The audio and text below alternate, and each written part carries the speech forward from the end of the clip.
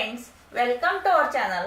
Friends, आज हम देखेंगे कैवेट एचिका क्या होती है, कैवेट कौन फाइल कर सकता है, इसका लिमिटेशन कितना है, कितने दिनों तक वैलिड रहता है, किस सेक्शन के तहत कैवेट फाइल किया जाता है, कैवेट फाइल करते वक्त किन बातों का ख्याल रखना जरूरी है, किन बातों का उसमें इंक्लूड करना जरूरी है, कैवेट सिविल प्रोसीजर कोड के अंतर्गत किस सेक्शन के तहत दाखिल किया जाना है, इन सब बातों के बारे में हम इस वीडियो में जानेंगे। फ्रेंड्स, वीडियो अंत तक देखें, लाइक कमेंट शेयर कीजिए और सब्सक्राइब करना न भूलिए। तो चलिए जानेंगे व्हाट इज कैवेट पिटिशन। अब कैवेट पिटिशन क्या होती है, इसका मतलब होता है बी अवेयर। यह एक लैटिन शब्द है।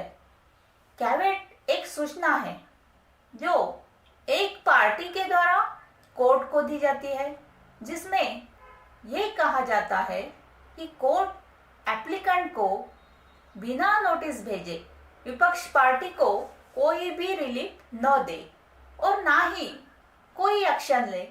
यह एक तरह का बचाव होता है जो एक पार्टी के द्वारा लिया जाता है। सिविल प्रोसीजर कोड यानी कि सीपीसी सेक्शन 148 ए के अंतर्गत कैवेट फाइल की जाती है।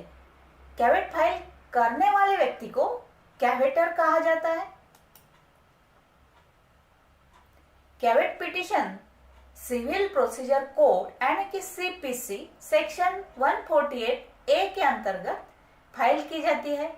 कोर्ट में कैवेट पिटिशन का मतलब होता है कि आप किसी कोर्ट से अनुरोध कर रहे हैं कि अगर कोई व्यक्ति ने कोर्ट में मामला दर्ज किया है जिसमें आपका कोई वैलिड इंटरेस्ट है, तो कोर्ट द्वारा कोई आदेश पारित नहीं किया जाना चाहिए। उस मामले में कोर्ट भी आदेश पारित करने से पहले आपको सुनेगी, उसके बाद ही कोर्ट फैसला लेगी। कैवेट पिटिशन एक बचाव होती है। इसका फायदा लोग तब उठाते हैं जब उन्हें लगता है कि कोई वाद जो उनसे संबंधित हो, यानी कि उनसे रिलेशन में हो, कोई एक्शन लिया जा सकता है।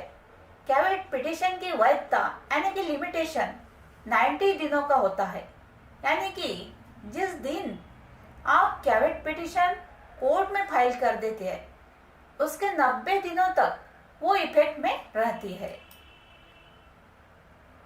अगर अपोजिट पार्टी के द्वारा 90 दिनों के अंदर कोई केस कोर्ट में फाइल किया जाता है तो उससे संबंधित आपको कोर्ट से एक नोटिस भेजकर सूचित किया जाता है।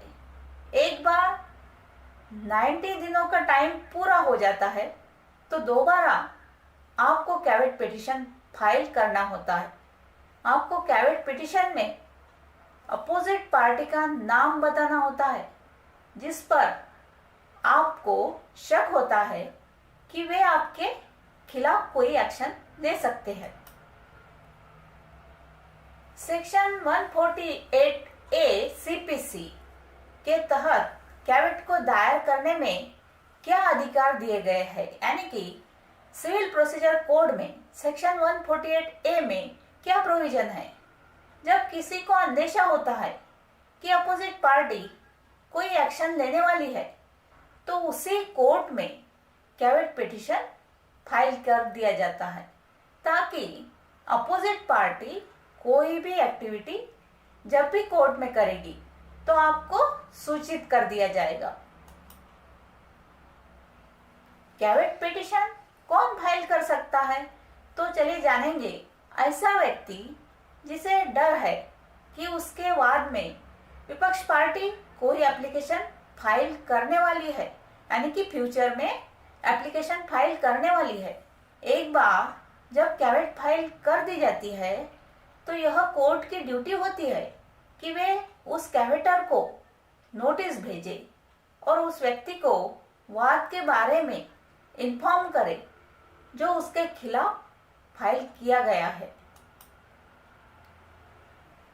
अब आमतौर पर कैवेट में किन बातों का होना जरूरी होता है, अब कैवेट पिटीशन में निम्न बातों का होना जरूरी है, जैसे कि कोर्ट का नाम होना जरूरी है जहां पर वाद को फाइल किया जाना है। अगर वाद का कोई नंबर है यानी कि केस नंबर है तो वो भी उस पर मेंशन करना चाहिए। उस व्यक्ति का नाम जिसके बिहाफ पर कैवेट फाइल की जानी है, उस वाद की सारी जानकारी कैवेट में होनी जरूरी है। कैवेटर का पूरा पता यानी कि अच्छे हैंडराइटिंग में साफ साफ लिखा होना चाहिए ताकि उसी पते पर कोर्ट के द्वारा उसे नोटिस भेजी जा सके। तो फ्रेंड्स, ये थी कैवेट के बारे में पूरी जानकारी। कैवेट कौन फाइल कर सकता है, कैवेट कितने दिनों तक वैलिड रहता है, कैवेट का लिमिटेशन कितना है, कैवेट किस सेक्शन के तहत फाइल किया जाना है, कैवेट में किन किन बातों का ध्यान रखना है, कैवेट में सिविल प्रोसीजर कोड के अंतर्गत किस सेक्शन के तहत फाइल किया जाता है, ये सारी जानकारी आप देखिए। Thank you friends.